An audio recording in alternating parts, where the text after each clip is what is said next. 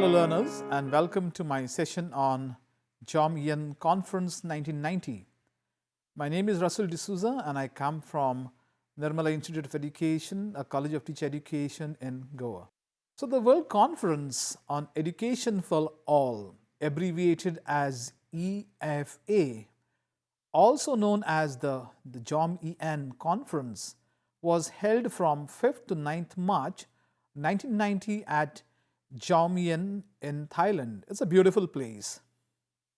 Now, the preamble of the World Conference was World Declaration on Education for All, Meeting Basic Learning Needs. Which were the countries that participated or were a part of the EFA World Conference? Now, there were around 155 member states of the United Nations that participated actively in this World Conference on Education because it was found to be extremely important for all countries across the globe. Now, who were the key players to work towards the Education for All movement? Definitely, without key players, you can never get the ball rolling. So, who were the key players? Well, there were 5 key players who pioneered this whole movement. And these 5 players are the UNESCO, UNICEF, World Bank, the United Nations Development Program, and the United Nations Population Fund. So these were the 5 key players. Now, these originators of EFA insisted on making education a top priority on the development agenda, setting not only a good example for the United Nations cooperation, but also mobilizing governments across the globe, civil society, education professionals, and to a lesser degree, the private sector. Now, why did the Education for All happen? There has to be a reason for something to happen, because without a reason, nothing happens. So what was the reason? What were the thoughts? What were the ideas that led to the EFA? Well, the nations of the world, speaking through the Universal Declaration of Human Rights, asserted that everyone has a right to education. Everyone has a right to education. They said that despite efforts by countries around the globe to ensure the right to education for all, certain realities persisted. For instance, more than half the population of children that comprised girls had no access to primary schooling at all. Women were illiterate, and functional literacy was a significant problem in all countries, whether the countries were industrialized and developed or the developing countries or the third world countries. So we see that these were some of the major problems. Okay, let me take you to some other reasons. The world's adults were found to have no access to printed knowledge, a sizable population of the world's adults. New skills and technologies that could improve the quality of their lives and help them shape and to adopt social and cultural change. More than 100 million children and countless adults failed to complete basic education programs, while millions only satisfied the attendance requirements in different courses in which they had registered, but they failed to acquire the essential knowledge and skills that the community needs today. So what were the outcomes of the EFA conference? Now, the EFA conference, through its deliberations, came around, or rather they drafted 10 articles which were organized under 3 headings or sections or categories as follows. So, what is the purpose for Education for All? And under this you will see that there is a single article which talks about meeting basic learning needs. This is the structure of the whole document. The second is Education for All, an expanded vision and a renewed commitment. And under this, you will see several articles. For example, Article 2 that talks about shaping the vision, Article 3 that talks about understanding access and promoting equity, Article 4 that focuses on learning, Article 5 talks about broadening the means and scope of basic education, Article 6 which talks about enhancing the environment for learning, and Article 7 that talks about strengthening partnerships. And the last one is education for all, the requirements. If at all we are going to have basic education and it's going to help a cross section of the population, then there are certain requirements that need to be met. And so under this we have 3 articles. Article 8 that talks about developing a supportive policy, Article 9 that talks about mobilizing resources, because without resources it is not possible for any effort to succeed, and Article 10 that talks about strengthening international solidarity, because education for all is not meant for a country or for a particular race or for a particular people. It is meant for the whole world. And so, if you look very carefully at all these sections, right from the first one to the last one, you will find certain keywords here. And the keywords are basic learning needs, expanded vision, a renewed commitment, and requirements. We will now have a look at what all these mean. So, education for all, the purpose. So, Article 1 that talks about meeting basic learning needs. So, every child, every person, every adult shall be able to benefit from educational opportunities designed to meet their basic learning needs. This means that every adult, every youth or every child would benefit from the opportunities that are created to equip them with basic learning. And these needs comprise essential learning tools such as literacy, oral expression, numeracy, and problem solving. So, these are the basic learning skills that are required. And the basic learning content is concerned with knowledge, skills, values, and attitudes. So, if you look very carefully, you will see that learning tools and learning content is extremely important, which is required by human beings to be able to survive, to develop to their full capacities, to live and to work in dignity, to participate fully in development, to improve the quality of their own lives and the lives of others, to make informed decisions, and to continue learning and be lifelong learners.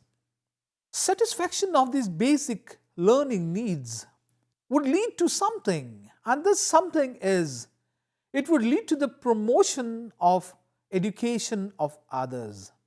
It would empower individuals to respect and build upon their collective cultural, linguistic, and spiritual heritage. For instance, if you look at India, India has a rich cultural heritage. It's a linguistically rich country and a spiritually rich country as well. It's not only India, but there are many other countries which have their own characteristic features. It would further the cause of social justice. It would help us to look critically at the environment and to protect the environment. It would teach us to be tolerant towards social, political, and religious systems which are different from the ones that we uphold. We would learn to uphold humanistic values and human rights, work for international peace and solidarity in an interdependent, interconnected world.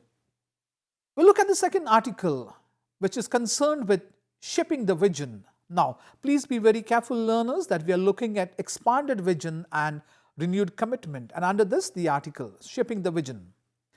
So, to serve the basic learning needs that we have seen in Article 1, We have to shape our vision.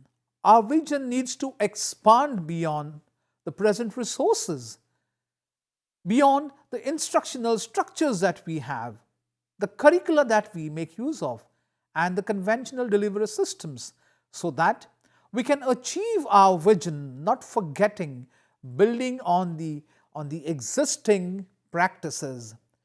So, the expanded goals entail broadening the means and scope of basic education, strengthening partnerships between nations, strengthening partnerships between governments, strengthening partnerships between various social organizations, cultural organizations, educational institutions, between civil society, focusing on learning, a shift to enhance the performance of a learner, enhancing the environment for learning, creating a congenial learning climate for learners, be it a child, be it an adult, universalizing access and promoting equity.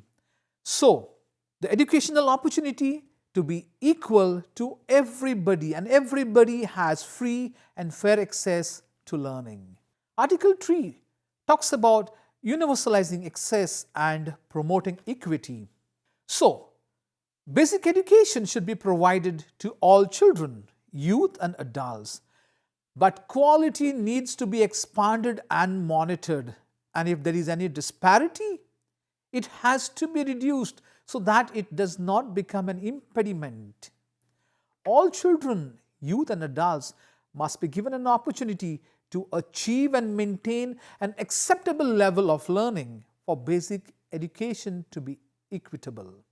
There is an urgent priority to improve the quality of education for girls and women and to remove every obstacle that hampers their active participation. All gender stereotyping in education has to be eliminated. When I say gender stereotyping, I am basically talking about the practice of ascribing specific attributes, characteristics, or roles. We have a habit of saying that it's only boys that are good in mathematics. The girl is weak, or the lady is weak, or the gent or the male makes all the decisions. The woman is not involved. So, gender stereotyping to be done away with, to be eliminated. Attention needs to be given to the learning needs of the disabled, and at the same time, an active commitment must be made to remove the educational disparities. Undeserved groups like the poor, the street and working children, rural and remote population, nomads and migrant workers, indigenous people, ethnic, racial, linguistic minorities, refugees, those who are displaced by war and people under occupation should not suffer any discrimination in access to learning opportunities. Article 4 focuses on learning. Whether people actually learn as a result of these opportunities, that is, whether they incorporate useful knowledge, reasoning ability, skills and values, will tell us whether the expanded educational opportunities have translated into meaningful development or not. So, the focus of basic education, therefore, must be on actual learning, acquisition and outcomes, rather than just enrollment or continued participation in programs and completing these programs with certification. So, active and participatory learning approaches need to be embedded in our learning. Article 5 talks about broadening the means and scope of basic education. The diversity, complexity, and changing nature of basic learning needs of children, youth, and adults necessitates broadening and constant redefinition of the scope of basic education to include the following components. Learning begins at birth. This means that there has to be early childhood care and education. Primary schooling is the main delivery system for basic education of children outside the family. Therefore, it must be universal. Every child should have access to this primary education. It should be available, and at the same time, The culture of the place, the reasoning of the place should be a part of primary schooling. The basic learning needs of youth and adult are diverse and should be met through a variety of delivery systems: skill training, apprenticeship, formal and non-formal education programs in health, nutrition, population, agricultural techniques, environment science, technology, family life, including fertility and awareness and other societal issues. All available instruments and channels of information and communication like radio, TV, and other media and social action could be used to help convey essential knowledge and inform and educate people on social issues. Article 6 talks about enhancing the environment for learning. So, learning does not take place in isolation.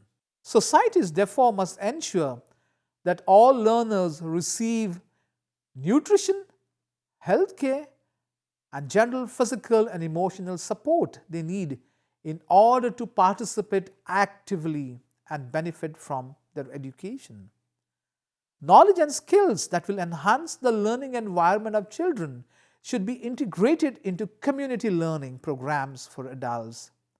The education of children and their parents or other caretakers is mutually supportive, and this interaction should be used to create for all a learning environment of vibrancy and warmth.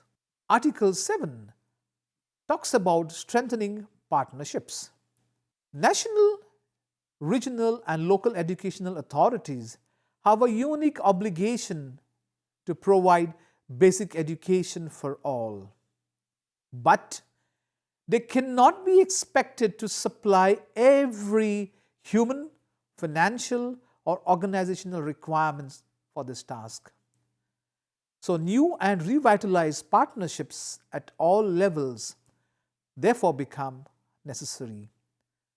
So, partnerships among subsections and forms of education, educational personnel, partnerships between education and other government departments, including planning, finance, labor, communication, and other social sectors, partnerships between government and non-governmental organizations, the private sector, the local communities, religious groups, and families.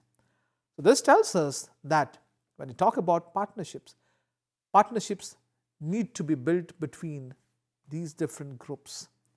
If we want basic education to be a success, then partnerships is extremely important.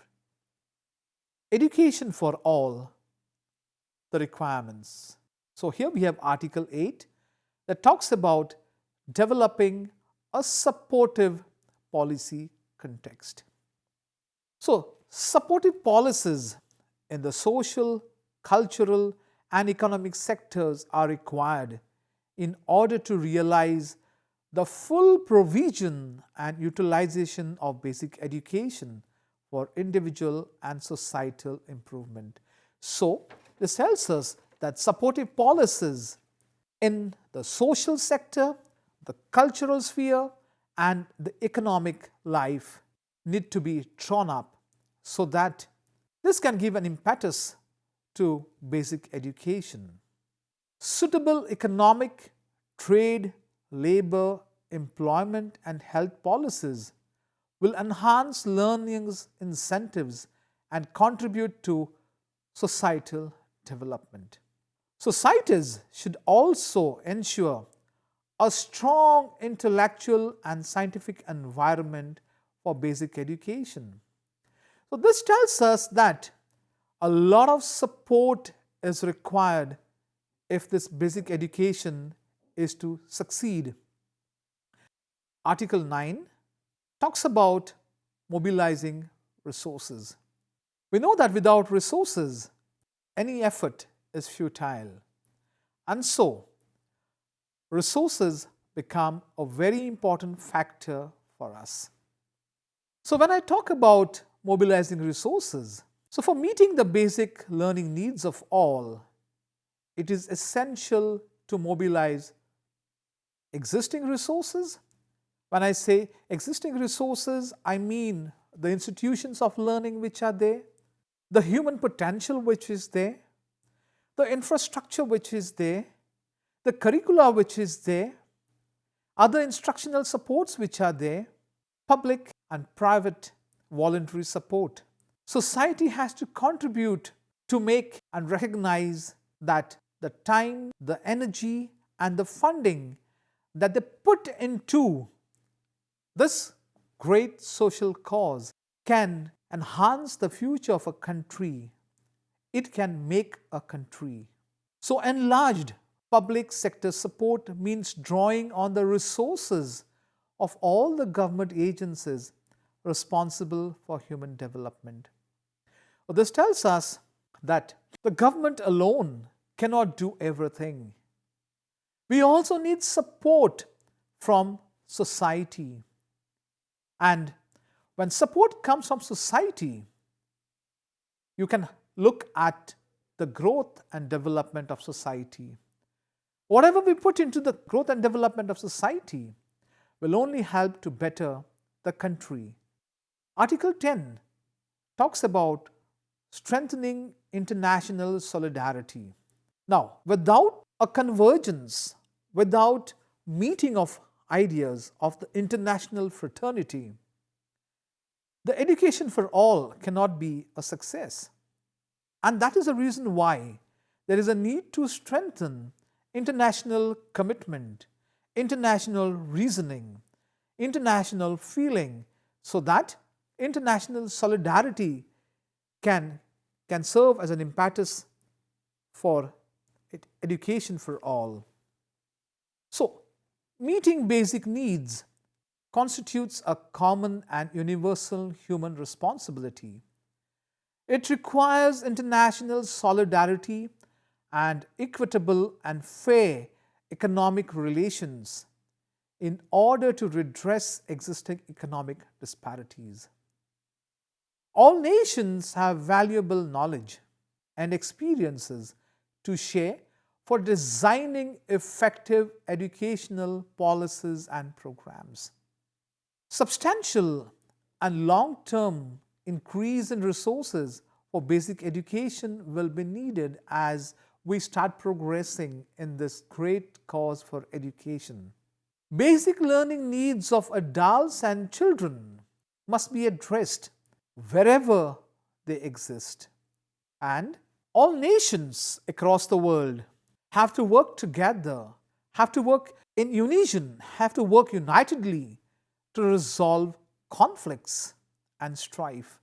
Conflicts and strifes that happen within a country, that happen across countries, to end military occupation, to settle displaced population. Today we know that in several countries we have displaced population. There is a lot of conflict, a lot of strife. There is military occupation. These countries should facilitate the displaced population, probably to return to their countries of origin and ensure that their learning needs are not hampered, but rather they should ensure that their learning needs are met.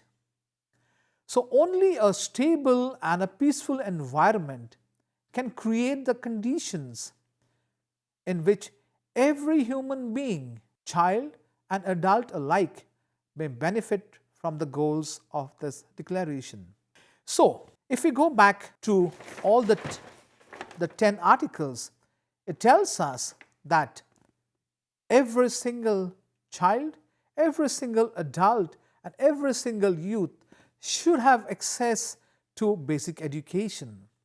Now, this basic education would enhance the quality of living and life. We know that a person who is inspired, who is educated, can make a far better contribution to society, to societies beyond the society in which he lives, and can help to better the world. But for all these things to happen, we need synergy and we need energy. Without synergy, nothing can occur, and therefore governments across the world Local governments, local institutions, local bodies need to work together. They need to forget, they need to shed off the differences that they have, and they need to work for a common citizenry, a citizen of the world. Because if we do not look at this goal, then our best efforts towards education for all will not be a success. It will not be a reality. It would just remain as a dream. We know that today there are several difficulties, there are several impediments, there are several barriers. But can we live with these barriers? Can we live with these impediments? It's no. So we need to make conscious efforts to harness the potential, to lead the human resource, to look very critically at the curricula that we follow, so that we can make modifications. We can bring in the best, so that we develop the best, and we present to the whole world a person, a citizen, an individual who will contribute towards the world. So learners, I would request you to look at this whole structure. It is a very interesting declaration. It would enhance your perception about education, and education for all. So, wishing you all the very best. Thank you.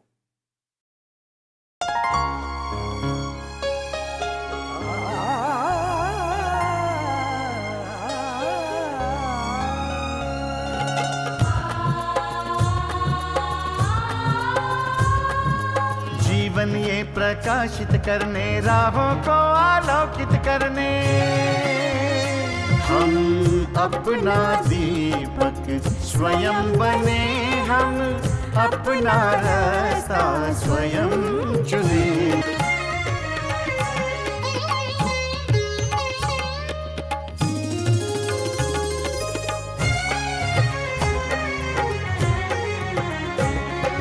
धन साधन समय की सीमा से विद्यालय जो मुक्त हो,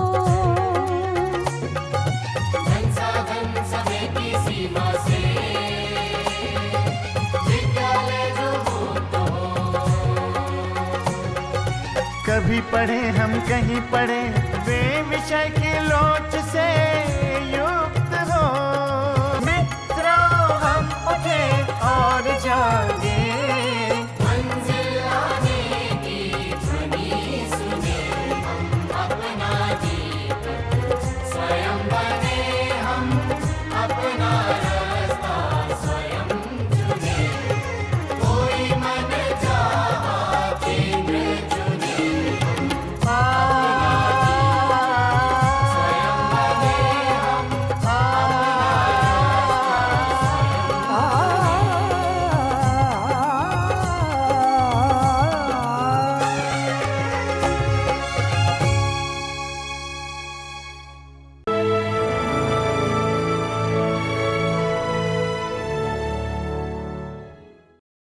हिंदुस्तान के हर कोने में नौजवानों के पास प्रतिभा है, उन्हें अवसर चाहिए। NIOS देता रहा है युवाओं को अवसर आगे बढ़ने का। NIOS से पढ़ने वाले इन युवाओं ने किया है संस्थान को गौरवान्वित। दिव्यांगों ने बन के दिखाया है सबल और आत्मनिर्भर। NIOS के साथ आप भी जुड़िए NIOS के संग।